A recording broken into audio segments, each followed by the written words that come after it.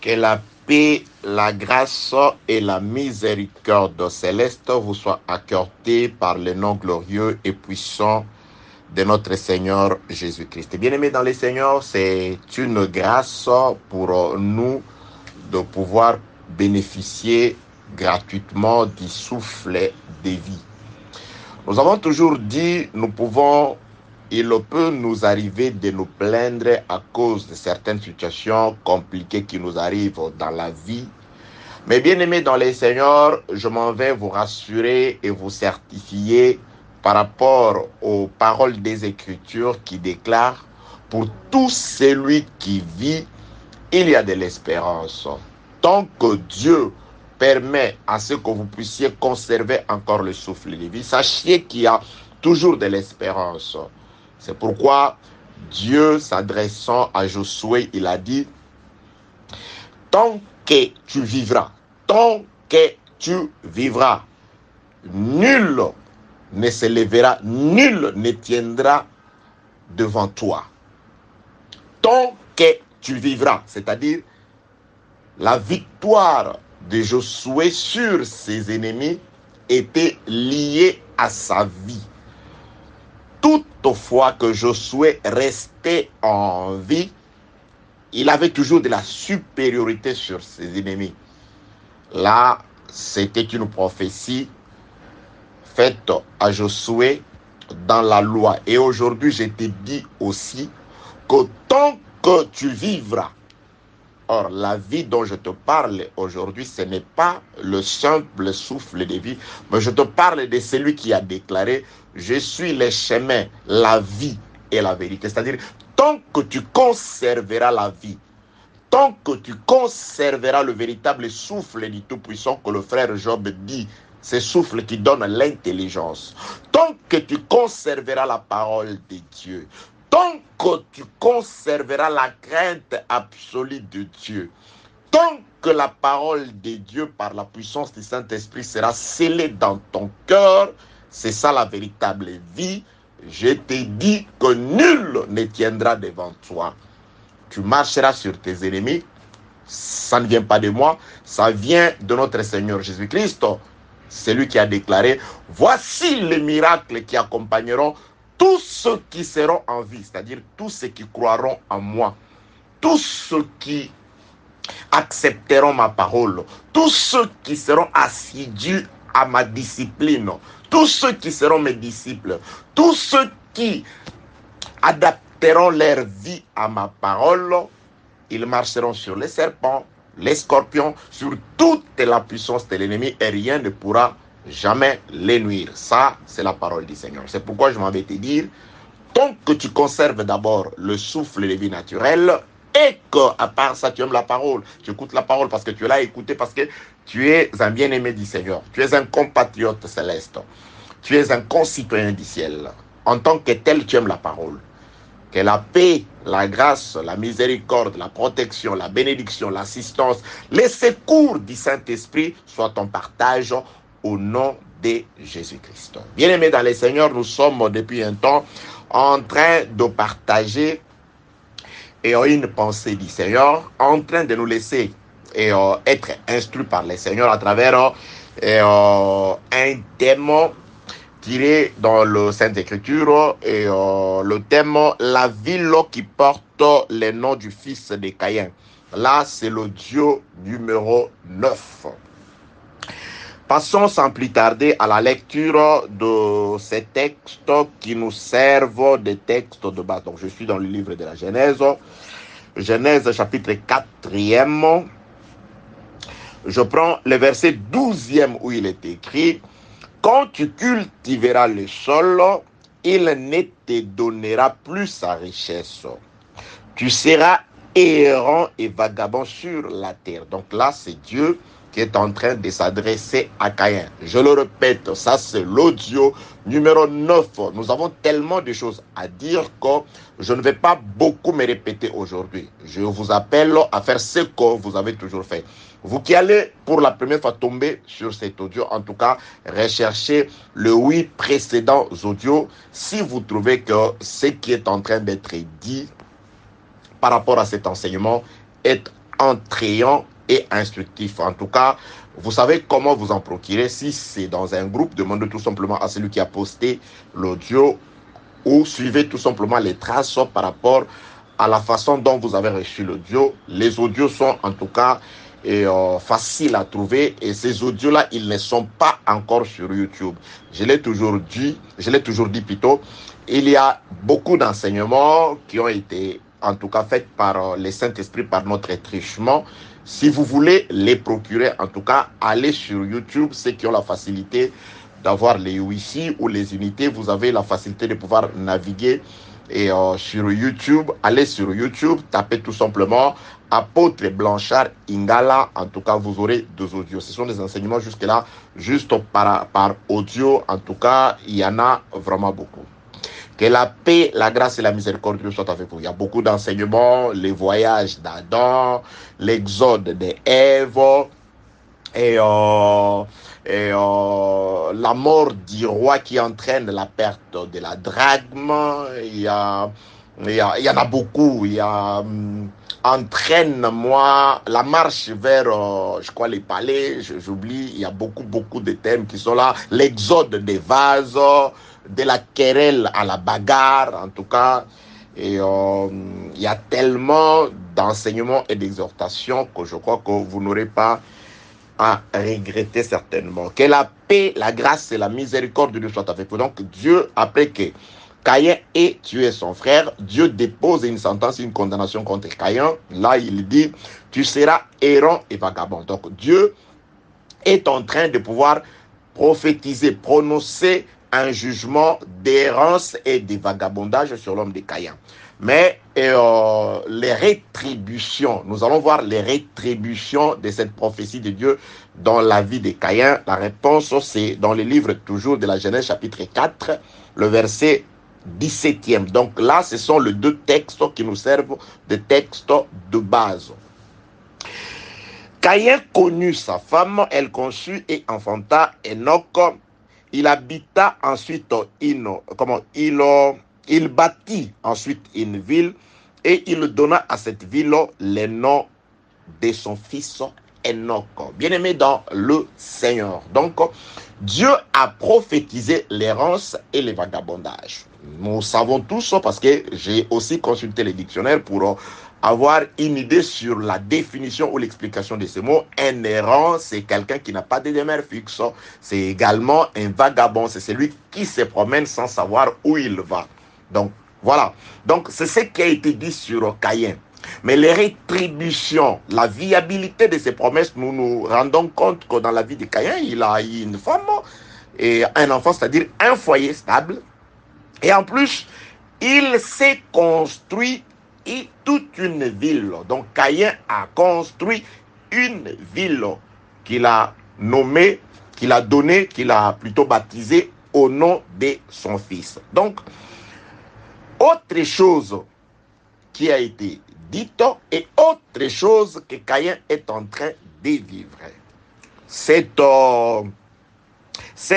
opposition par rapport à la prophétie et à la rétribution dans la vie de Caïn, c'est ce qui nous a poussé à comprendre la pensée du Seigneur. Que la paix, la grâce et la miséricorde de Dieu soient avec vous. Dieu est-il devenu un menteur ou il dit juste des choses pour dire et c'est le contraire s'accomplisse? Dans les 8 précédents audios, vous allez vous rendre compte que c'est une pensée de Dieu. Parce que ici, s'il faut réfléchir, je vous amène déjà, s'il faut réfléchir à la manière des hommes, parce que dans les Écritures, il y a la réflexion à la manière des Écritures et la réflexion à la manière des hommes. La réflexion à la manière des Écritures, parce que dans les livres des Proverbes, un père est en train de parler à son fils, lui disant, j'ai mis pour toi par écrit des paroles et des réflexions. C'est-à-dire, lorsque nous réfléchissons par rapport aux Écritures, nous partons dans les Écritures. Notre réflexion a pour base, a pour fondement ou soubassement les Écritures. Ça, c'est la réflexion des Écritures parce que Dieu a mis pour nous, par écrit, des paroles et des réflexions. Donc, notre réflexion, ce n'est pas une réflexion à la manière des hommes. Que la paix, la grâce et la miséricorde de Dieu soient avec vous. Parce que une réflexion à la manière des hommes. Je donne un exemple. Jésus-Christ dit, on vient lui dire que Lazare est malade. Après, on lui dit, non, Lazare est mort. Et la Bible déclare, le temps que Jésus-Christ arrive jusque là où était Lazare, Lazare était déjà enterré, il y avait de cela 4 jours. Donc, 4 jours. Alors, la réflexion à la manière naturelle, à la manière des hommes. Un corps qu'on a déjà déposé dans un sépulcre, donc 4 jours après, ça commence déjà à se décomposer. Ça, scientifiquement parlant, donc c'est un corps qui commence déjà à subir certaines transformations. Ça, c'est à la manière des hommes, à la manière naturelle. Mais la réflexion à la manière de Dieu, selon que Jésus-Christ a dit, lorsqu'on lui a dit que Lazare est mort, Jésus-Christ a dit Lazare dort. Donc, la réflexion à la manière de Dieu, nous allons dire que c'est tout à fait normal parce que la sœur de Lazare a réfléchi à la manière des hommes. Lorsque Jésus-Christ a demandé aux gens, ôtez la pierre, il a dit non, mon Seigneur, il doit déjà sentir parce que ça, il y a de cela 4 jours qu'il est là. Il doit déjà sentir qu'on n'ôte pas la pierre. C'est ce que je toujours exhorté, bien aimé. Il y a des gens qui peuvent t'aimer, qui peuvent vraiment te montrer comme si l'homme, il peut montrer qu'il t'aime, qu'il tient à toi. Mais il arrive un moment où il va se limiter. Il va se limiter. Vous voyez, la sœur de Lazare, elle pleurait. Maintenant, Jésus-Christ dit, ôtez la pierre. Non, non, non, non, non. Elle ne voulait pas de l'odeur. Cette odeur va déranger. J'aime mon frère, mais sa situation aussi dérange. Non, ne le laisse pas. Dis-lui, je ne suis pas là. Non, je l'aime. Oui, c'est mon frère. Frère, l'homme t'aimera toujours avec des limites. Il y avait une femme aussi qui avait son fils unique. Une veuve avec un fils unique. Cet enfant-là était mort. Elle pleurait. Malgré qu'elle aimait son fils, mais elle s'est vue dans l'obligation d'aller jeter le fils, c'est-à-dire d'aller l'enterrer. C'est fini, il est mort, je vais l'enterrer. Je l'aime, elle pleure, elle était inconsolable. Mais il est arrivé à un moment où les gens demandent, c'est pourquoi j'aime comment les gens demandent en langue, en lingala. Ebimbango, ebimi, c'est-à-dire on te chosifie. Ah, bakokundango ernin. On va enterrer ça. Quand est-ce qu'on va enterrer ça? Pas quand est-ce qu'on va l'enterrer. Est-ce qu'on a déjà fait sortir ça de la morgue? C'est ce qu'on dit en lingala. Ebimi, c'est-à-dire on ne te parle plus comme un homme parce que tu es déjà mort. Tu es déjà parti. Vous voyez cette femme-là, la veuve de Naïno, c'était son fils unique. Elle aimait cet enfant-là. Elle pleurait. Elle était inconsolable. Mais il est arrivé à un moment où non. Quel que soit la tristesse, quel que soit le désarroi que cela m'apporte, mais je suis obligé de me débarrasser de ce corps. On doit le mettre sous terre. Je dois rentrer vivre ma vie. Bien aimé, ça c'est l'homme. Cette femme, elle pleurait, mais elle accompagnait son fils en ce dernier lieu. Dans la séparation, tu es déjà mort, c'est fini, tu ne peux plus vivre avec nous. On va t'enterrer. Ça, c'est l'homme limité, jusqu'à ce que le fils unique du Père arrive avec le cortège de la vie. Il y a eu croisement entre le cortège de la vie et le cortège de la mort. Et le cortège de la vie a transféré la vie dans le cortège de la mort. Jésus-Christ était le seul de pouvoir consoler cette femme. Oui, cette femme pleurait. Il y a eu des gens qui sont venus la voir, qui pouvaient faire semblant comme si on l'a consolée. Ne pleure pas, nous sommes là. Mais vous êtes là, c'est mon fils. Rendez-moi ma joie. Personne sur la terre ne pouvait rendre à cette femme la joie qu'elle avait perdue. Sa joie, c'était quoi? C'était son fils. Son fils partait. Les gens qui l'aimaient ensemble avec elle allaient se débarrasser du fils, l'enterrer. Seul Jésus-Christ était capable de pouvoir rendre au cœur de cette femme la joie qu'elle avait perdue. C'est pourquoi je te dis, quel que soit ton problème, Jésus-Christ est le seul capable de rendre la véritable joie qu'aucun homme ne peut te donner. Quels que soient les problèmes, c'est pourquoi fais plus confiance à Dieu dans la prière. Toi qui as des problèmes et des difficultés, là je te demande de prier. Qu'est-ce que celui qui souffre peut? Prie. Chaque temps que tu passes dans la prière, c'est une semence que tu mets à terre. Un jour, la semence germera. Tu ne gaspilles pas ton temps. Tu ne gaspilles pas ton temps ni ta force dans les sacrifices. Tout ce que tu fais pour le Seigneur, tu épargnes. Un jour, tu récolteras. Je ne te parle pas d'abord de la récolte qui viendra après cette vie. Moi, je te parle de cette vie. Tu verras la main du Seigneur.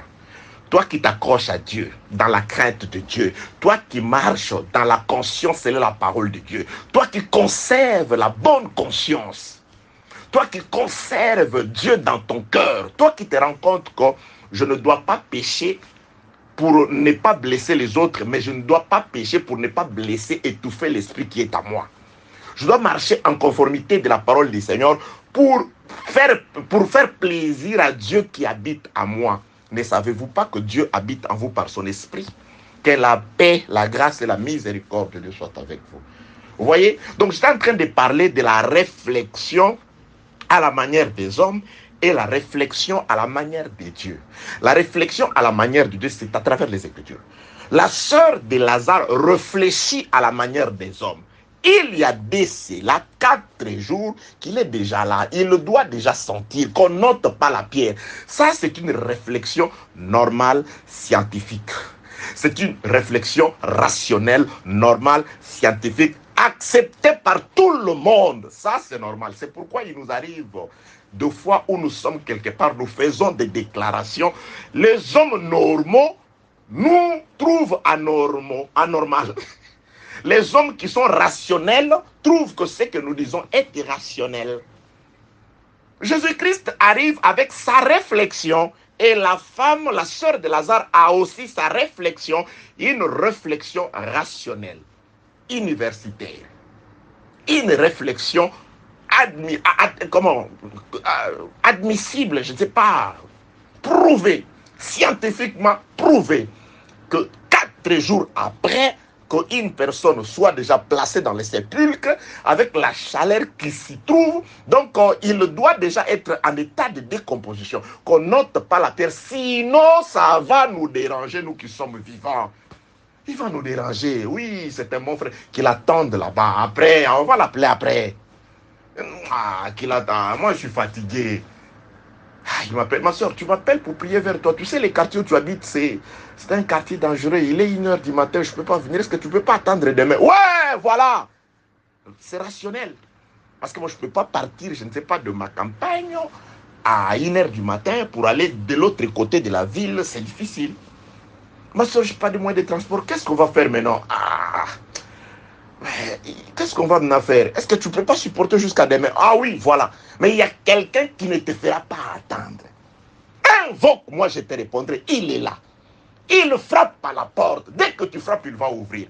Dès que tu lui dis, il répond. Tic au tac, le Seigneur. C'est pourquoi j'ai toujours dit ceci. Moi, j'ai une carnet d'adresse. Et dans mon carnet d'adresse, soyez comme moi. Il n'y a qu'un seul numéro de téléphone. Voilà un enfant de Dieu. Le seul numéro du téléphone de secours, c'est le numéro de Jésus. C'est le numéro de Jésus. Ça, c'est le numéro que j'ai en tête. Que la paix, la grâce, oui, bien aimé, quels que soient les problèmes, d'abord je pense à Jésus. D'abord je pense au Seigneur Jésus-Christ. D'abord je pense à la parole de Dieu. Oh, excusez. D'abord je pense à la parole de Dieu, bien aimé dans le Seigneur. Voilà que la paix, la grâce et la miséricorde de Dieu. Vous voyez? Donc, la sœur de Lazare présente une proposition rationnelle. Donc, il fait 4 jours. Ça fait déjà 4 jours. Ça, c'est la réflexion normale. Et Jésus-Christ apporte une réflexion des Écritures. Selon qu'il est écrit, j'ai mis pour toi par écrit des paroles de réflexion. Jésus-Christ avait déjà dit, parce que le disciple de Jésus-Christ pouvait déjà comprendre que non. Selon les seigneurs, dans sa réflexion des Écritures, cet homme de Lazare, il n'est pas mort, il dort. Parce que lorsqu'on avait dit à Jésus que Lazare, ton ami, est mort, Jésus-Christ dit, mes amis ne meurent pas. Lazare, celui que tu aimes, est malade. Mes amis ne tombent jamais malades. C'est pourquoi l'amitié avec les seigneurs nous épargne de la mort. Et il a défini qui sont ses amis. Il dit, maintenant je vous appelle plus serviteur. Je vous élève au rang de mes amis parce que je vous ai dit, je vous ai annoncé tous les conseils. Je vous ai annoncé la pensée de mon Père. Bien, mais si vous écoutez la parole et que vous faites trouver dans votre cœur, en vous, une place de choix pour cette parole-là, vous êtes des amis de Jésus. Et il dit, mon ami Lazare, il va mourir. Mais non, mes amis dorment. Même si à la manière des hommes, on va vous enfermer quelque part parce que les hommes diront que vous êtes mort, Blanchard est mort, on va m'enfermer. Il viendra un temps où, à un signal donné, comme je suis son ami, il va me réveiller. Bien aimé, c'est ce qui parfois me réconforte aussi. Je dis, ah, ce sera un sommeil. Oui. Pour les justes, ce sera un sommeil doux et léger. Les justes, n'ayez pas, il ne faut pas avoir peur de la mort. Ça va être un sommeil. Vous voyez, quand une personne est vraiment fatiguée, et que vous êtes en bonne santé et fatigué, vous vous couchez, c'est-à-dire, parfois vous réveillez le matin, vous sursautez. Mais il est quelle heure? Mais il est, oh, mais je n'ai pas vu le temps passer. Oui, parce que vous avez dormi un sommeil doux et léger. Ceux qui meurent en Jésus-Christ, leur mort, c'est un sommeil doux et léger. À un signal donné, c'est-à-dire, vous allez même pas vous en apercevoir. Vous n'aurez pas de cauchemar. Vous ne serez pas dans le tourment. Parce que Jésus-Christ vous a communiqué la paix. Ça va être un sommeil doux et léger. Le jour de la résurrection des morts, l'enlèvement, ça va être... Oh, mais quand est-ce que je suis là? Mais vous avez passé 20 ans, 30 ans, 100 ans, 200 ans, 1000 ans. Oh, mais je n'ai pas vu le temps passer. Oui, quand on dort d'un sommeil doux et léger, on ne voit pas le temps passer. Que la paix, la grâce et la miséricorde de Dieu soient avec vous, bien-aimés dans les Seigneur. Vous voyez, les avantages de connaître les Seigneurs, les avantages de garder la parole, les avantages de marcher avec Jésus-Christ. Que la paix, la grâce et la miséricorde de Dieu soient avec vous. Jésus-Christ, vous voyez, les deux réflexions, la sœur de Lazare réfléchit à la manière des hommes. Et Jésus-Christ ramène une autre réflexion. Selon Jésus, ainsi que les apôtres qui étaient avec lui, ils ont écouté des réflexions mises par écrit. Parce que le proverbe dit, j'ai mis pour toi par écrit des paroles et des réflexions. Donc, selon les réflexions que Jésus-Christ avait mis par écrit, il avait dit, Lazare, là où les hommes avaient dit, Lazare est mort, Jésus avait barré. Il avait écrit, Lazare dort. Bien aimé, quel que soit les temps que vous passez en sommeil, si c'est un sommeil, mais oui, on va vous réveiller, vous allez vous réveiller. C'est pourquoi il était facile à Jésus d'appeler Lazare et Lazare devait se réveiller parce que Jésus avait dit que Lazare dort. C'était la parole de Jésus-Christ qui avait conservé le corps de Lazare. Parce que quand une personne dort, ben, il ne se décompose pas parce que c'est un sommeil. C'est un sommeil. Oui, il y a des gens qui sont... Même une personne, quand il est plongé dans un profond coma, la personne, aussi longtemps que son cœur bat encore, mais il peut-être ne peut pas sentir, il ne peut pas bouger. Il est dans le coma. Il n'est pas mort. Cette personne-là, son corps ne se décompose pas. Il ne se décompose pas. La décomposition commence lorsque le cœur ne bat plus. Ce qu'on appelle l'arrêt du cœur, je crois. Que la paix, la grâce et la miséricorde de Dieu soient avec vous. Mais Lazare, son cœur, car la Bible déclare, garde ton cœur plus que toute chose, car c'est dans le cœur que se trouve la source, les trésors, la source de toutes choses. Donc le véritable cœur de Lazare, Jésus-Christ y avait plongé et scellé le sommeil. Donc Lazare dormait. C'est pourquoi je nous dis ceci. Pour Jésus, Lazare dormait. Pour ceux qui sont allés enterrer Jésus, pour Jésus, Lazare dormait. Pour ceux qui sont allés, suivez-moi très bien, enterrer Lazare, Lazare était mort. Lesquels des deux parties étaient dans l'erreur? C'est-à-dire, eux, quand ils enterraient Lazare, selon eux, Lazare était mort. Donc, le médecin, c'est pourquoi j'ai dit, voyez la réflexion normale. Le médecin avait fait son constat, il a déclaré l'heure du décès. L'acte de décès a été fait. L'heure du décès a été scellée. Il est mort, c'est fini. Pleurez et enterrez-les. Ça, c'était les hommes. Mais ce qui était écrit, prononcé par Jésus, Lazare dort. C'est pourquoi je ne sais pas pourquoi le Seigneur m'amène à t'exhorter. Je te dis, bien-aimé dans le Seigneur. Tu vois ce que les gens disent sur toi, c'est ce qu'eux disent. Ça, c'est la réflexion des hommes. Que tu es pauvre, que tu es nul, que tu n'avanceras pas, que tu ne t'en sortiras pas, que tu n'auras pas d'enfant, que tu ne te marieras pas. Ça, c'est ce qu'eux ont dit. Mais ce que le Seigneur a mis par écrit pour ses saints, c'est ce qui t'arrivera au nom de Jésus. Je te le dis aujourd'hui, c'est ce que Jésus a mis par écrit pour ses saints. A-t-il dit que je vous laisserai? Non. Jésus-Christ a-t-il déclaré que je vous abandonnerai? Non. Il a dit, je serai avec vous jusqu'à la fin du monde. Jésus-Christ a-t-il dit que vous n'aurez pas de protection? Non, je vous protégerai. Jésus-Christ a-t-il dit, quoique le diable est en train de rôder comme un lion rugissant, cherchant qui dévorer, il avait dit qu'il vous laissera? Non. Après cet enseignement, je partirai dans une exhortation de 10 minutes, afin de pouvoir vous fortifier, bien aimé dans le Seigneur. Aujourd'hui, quand c'était pas aujourd'hui, je crois avant-hier, quand j'étais en train de prier, Dieu m'a donné un message pour vous, de fortification. Que la paix, la grâce et la miséricorde de Dieu soient à vous. C'est pourquoi je vous dis ceci, concernant des réflexions.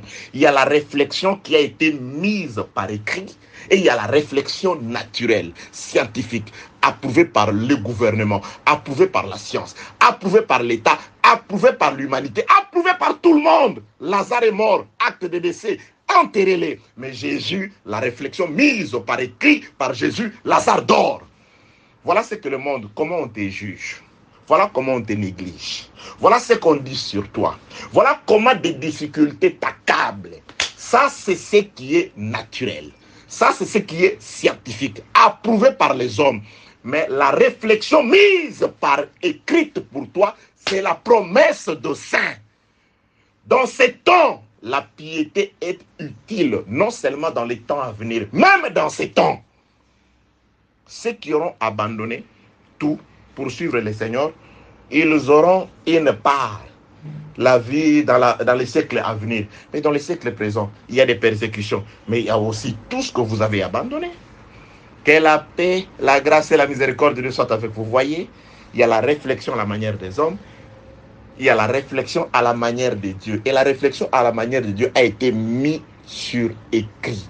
J'ai mis pour toi des paroles et des réflexions. C'est pourquoi lorsque je me présente parfois devant des difficultés, des situations très compliquées, j'écoute les hommes, j'écoute les annonces du gouvernement, je regarde le programme des 20 heures, je regarde le journal des 20 heures, je regarde les statistiques des hommes. Je trouve que c'est vraiment difficile, c'est impossible, c'est compliqué. Je me regarde mes petites capacités, je dis c'est compliqué. C'est de là où je dis non. Je dois aussi chercher la réflexion de Jésus. Ce qui a été mis par écrit. Qu'est-ce qu'il a dit? Si tu crois, tu verras la gloire de Dieu. Dieu, je veux voir ta gloire dans tel ou tel domaine. Je ne te donne pas le temps. Mais c'est que moi je te dis, je veux voir ta gloire. Je veux voir ta gloire. Parce que tu as déclaré, c'est vrai.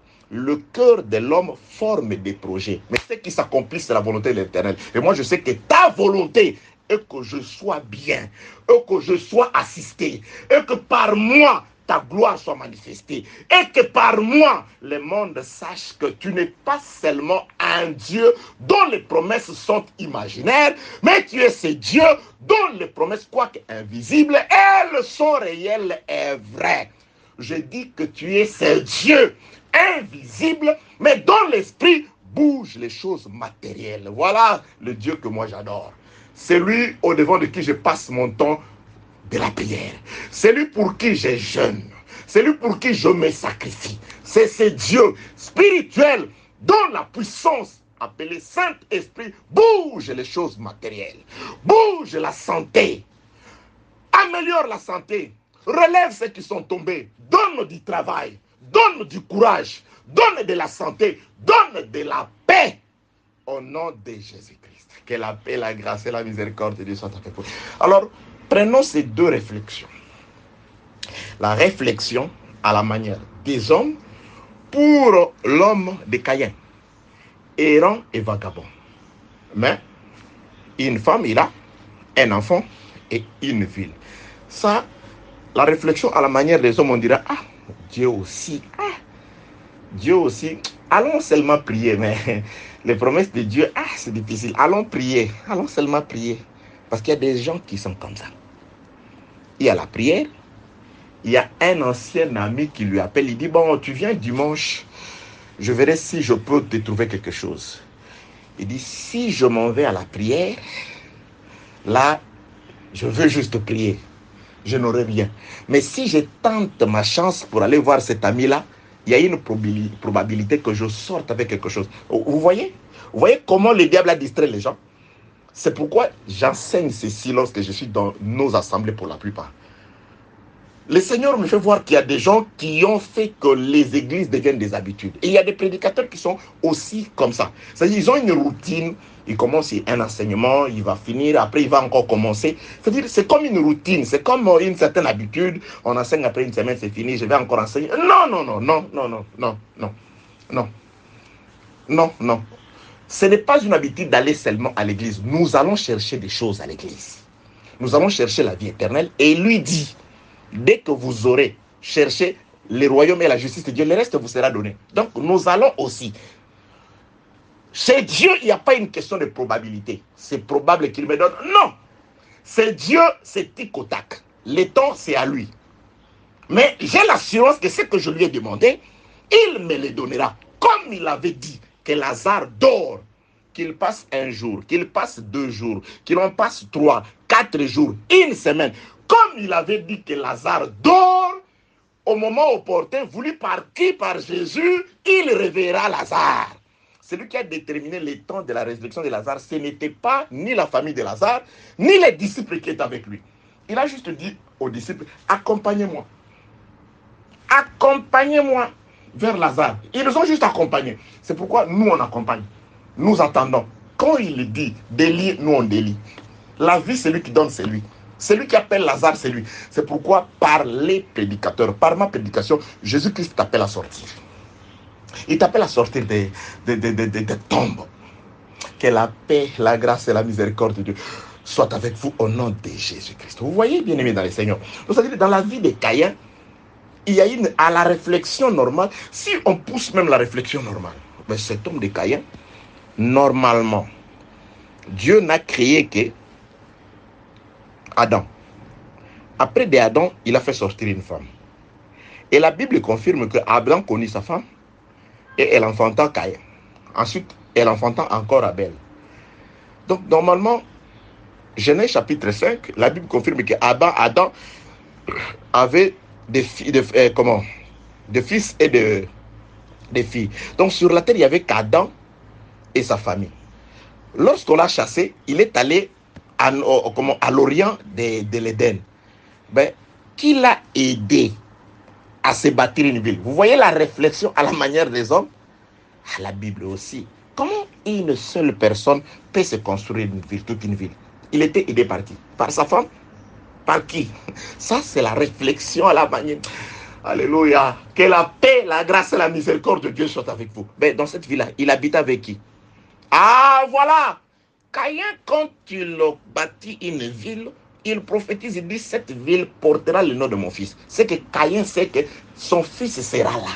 Et le fils n'est pas un. De même que du côté de Dieu, le fils de Dieu n'est pas un. Parce qu'aujourd'hui, nous qui sommes de Dieu, en Christ, ensemble, nous formons un seul fils. C'est pourquoi, lorsqu'on persécutait plusieurs croyants, Jésus-Christ dit à Paul, Saul, Saul, pourquoi me persécutes-tu? C'est-à-dire, plusieurs fils de Dieu forment un seul fils qui est le corps de Jésus. Et du côté de l'ennemi aussi, c'est comme ça.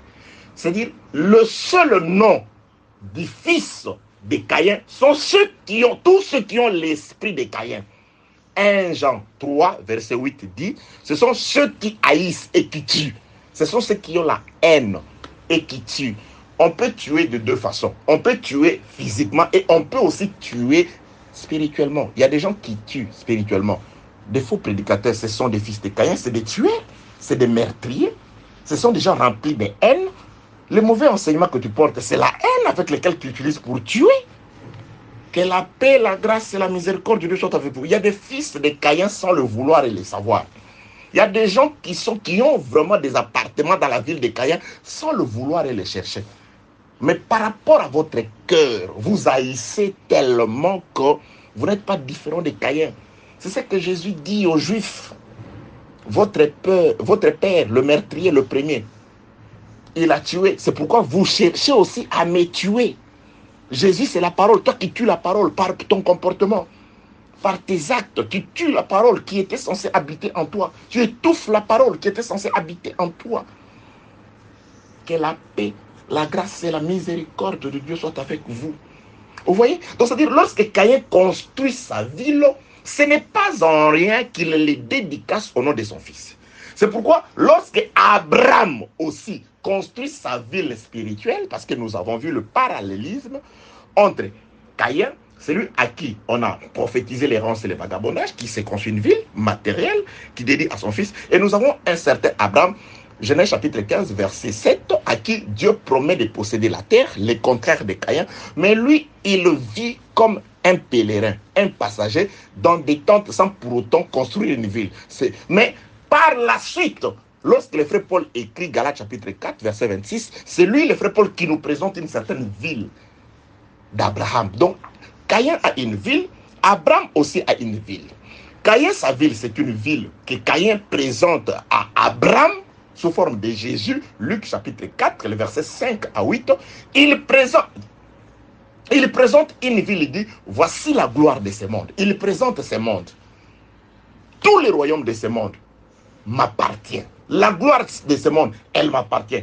Et le diable, Satan dit à Jésus, je la donne à qui je veux. C'est-à-dire, je la donne à mon fils. À celui qui se prosterne devant moi. À celui qui m'adore. Or, Jésus-Christ dit dans Jean chapitre 4 aussi, le Père aussi demande des adorateurs, ceux qui adorent en esprit et en vérité. Jésus est venu en quête à la recherche des adorateurs. Caïn aussi, sous forme de Satan, il cherche des adorateurs parce que les deux veulent faire hériter leur ville. Caïn a construit une ville, la gloire de ce monde. Il veut le faire hériter à ses adorateurs. Jésus a bâti une ville, la nouvelle Jérusalem, qui est la Jérusalem céleste. Et Jésus veut faire hériter cette ville à ses adorateurs aussi, qui adorent Jésus, qui aiment les royaumes et la justice de Dieu, qui aiment Dieu, est un héritier de Jérusalem céleste, et qui aime Caïn, est un héritier de ce monde. De même que le monde passe, il passe. De même que le royaume, la nouvelle Jérusalem est éternelle, celui qui aime Jésus fait partie des adorateurs que le Père demande. Il vit éternellement, bien-aimé dans le Seigneur. Que la paix, la grâce et la miséricorde de Dieu soient avec vous. J'avais prévu de parler sur autre chose, mais le Seigneur m'a conduit dans cette exhortation. Aujourd'hui, je voudrais parler. Ce que moi j'avais préparé, c'était de vous parler sur l'épée d'Ésaü. C'est ce que nous allons faire dans l'audio, je crois, et numéro 10. Je voudrais nous dire ceci. Nous devons faire très attention, bien-aimés, dans le Seigneur, dans la réflexion. Voilà, je n'ai pas préparé cette histoire de réflexion, mais le Seigneur nous y a conduit. Nous y est conduit plutôt. Dans la réflexion. Donc nous devons faire très attention parce qu'il y a une certaine réflexion à la manière des hommes et la réflexion à la manière des dieux. La réflexion à la manière des hommes, c'est ce qui est naturel, approuvé de monde, des scientifiques et consorts. Et il y a la réflexion à la manière de Dieu. C'est qu'il est écrit dans le livre des Proverbes que je tout mis pour toi par écrit. C'est-à-dire la réflexion, lorsque nous réfléchissons, surtout les prédicateurs, lorsque nous réfléchissons, nous devons faire attention de manière à trouver notre réflexion dans ce qui est écrit. Pour aujourd'hui, que celui qui a créé les cieux et la terre vous bénisse. Non, nous avons encore quelques minutes. Nous avons, je peux foncer. Nous avons 38 minutes. On peut arriver jusqu'à 50. Que la paix, la grâce et la miséricorde de Dieu soient avec vous. Non, on arrête ici. Pour permettre à tout le monde de pouvoir télécharger, parce qu'il y a, le message sont envoyés dans des groupes, et dans ces groupes-là, tout le monde n'a pas la facilité de télécharger un message qui va au-delà de 40 minutes. Donc, je reviens dans un autre audio. Que la paix, la grâce et la miséricorde de Dieu soient avec vous au nom de Jésus-Christ.